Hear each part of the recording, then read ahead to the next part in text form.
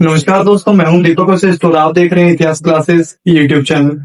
हमने अपनी पिछली वीडियो में बात की थी अकबर के ऊपर जो अन्य धर्मों का प्रभाव रहा था या फिर अन्य धर्मों में जिन जिन लोगों ने अपना योगदान दिया था अकबर के समय में, उनकी बात की थी हमने। आज का जो हमारा टॉपिक रहने वाला है वो थोड़ा सा मजहरनामा के बारे में बात करेंगे और जो फिर उसके बाद जो टॉपिक शुरू होगा वो है दीन ए इलाही धर्म के बारे में रहेगा।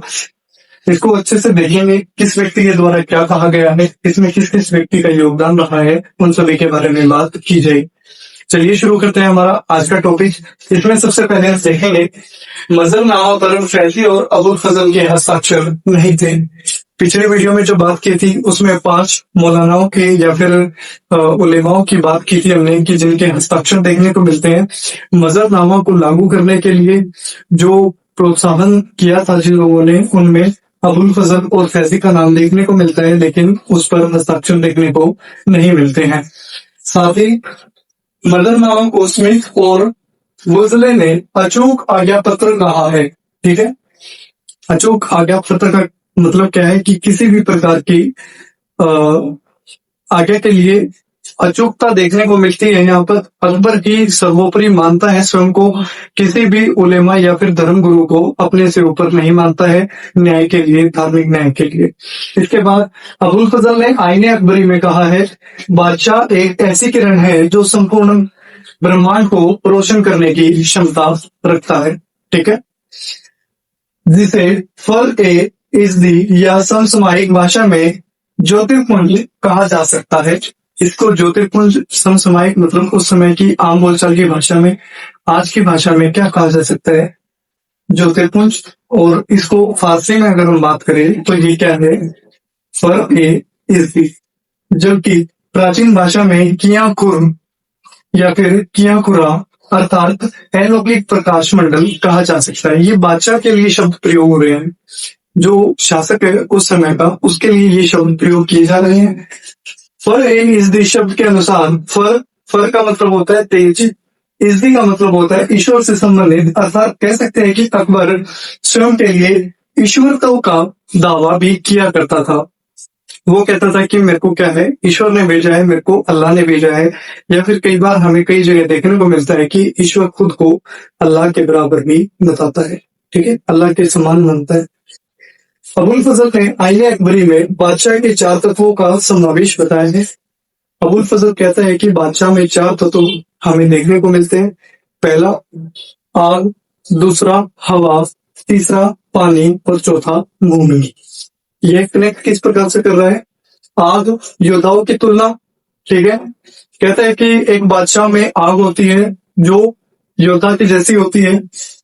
हवा शिल्पकारों एवं व्यापारियों से तुलना की है। हवा का जो भाव देखने को मिलता है, हवा का जो इसमें समावेश जो तत्व बताए हैं उसमें समावेश देखने को मिलता है, वो किस प्रकार बताया है, शिल्पकारों एवं व्यापारियों से तुलना करके, पानी विद्वानों से तुलना करके और भूमि किसानों से तुलना करके इसमें बताया है। हम बात करते हैं अब दीन ए इलाही धर्म की, जो अकबर के द्वारा शुरू किया गया था। प्रधान पुरोहित के रूप में अबुल फजल हमें देखने को मिलता है इस धर्म में।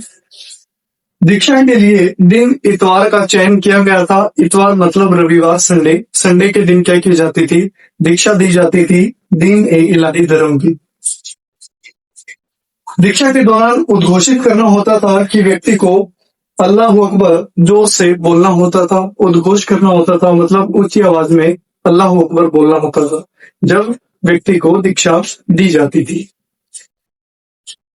1582 में सभी धर्मों के सामंजस्य के लिए इसे बनाया गया था। अन्य नाम तौहीद ए इलाही या फिर दैवीय एकेश्वरवाद इसमें हम देखते।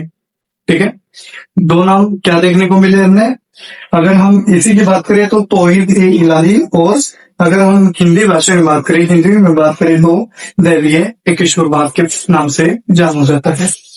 यह प्राय सूफी सर्वेश्वरवाद पर आधारित था, मतलब जो सूफी संत थे उन पर आधारित था। उनकी जो विशेषताएं थी या कह सकते हैं कि शिक्षाएं थी उस पर यह आधारित था।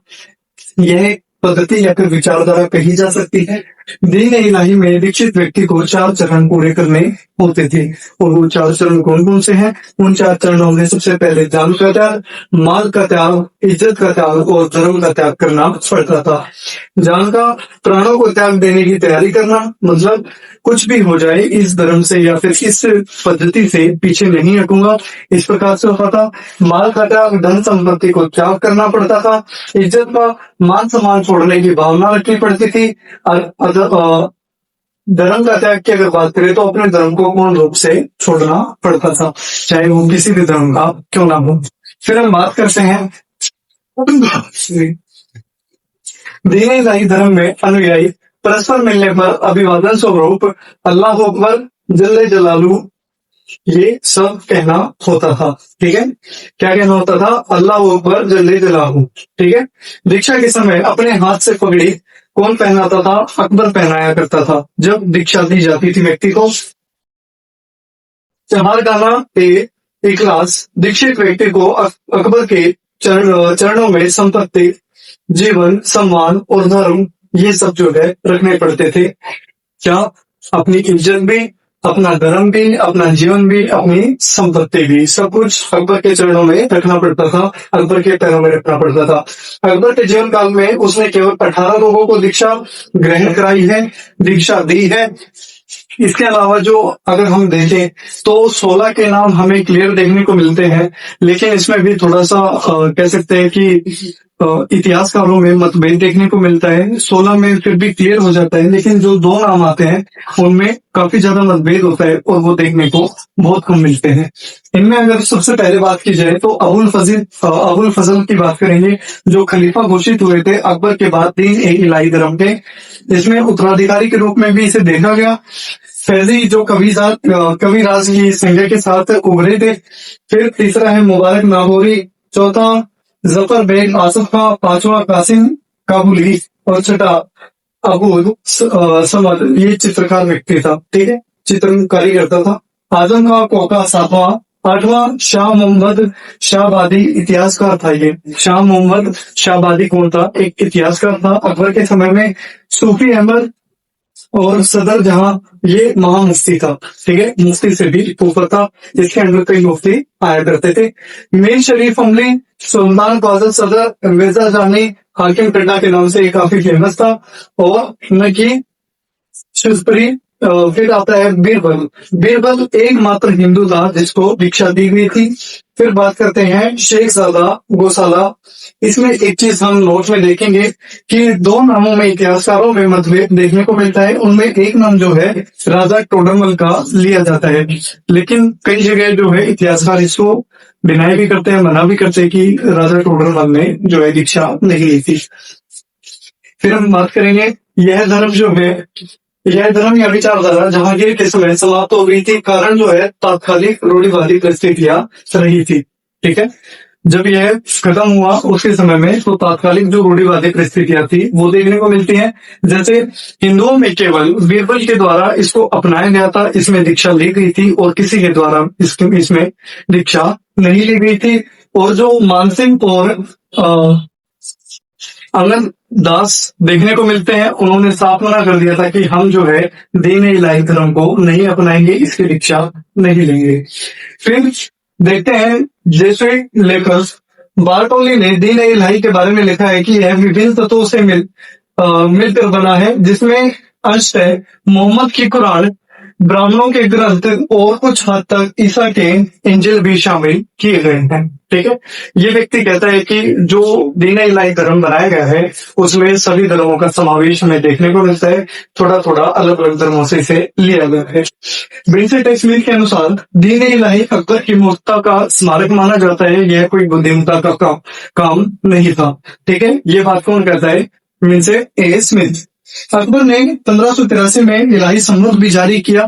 ठीक है, मगरबी के विचारों से सहानुभूति होने के कारण अकबर को मुल्लाओं का विरोध देखने को मिलता है। ठीक है, मुल्लाओं ने इसका काफी विरोध किया।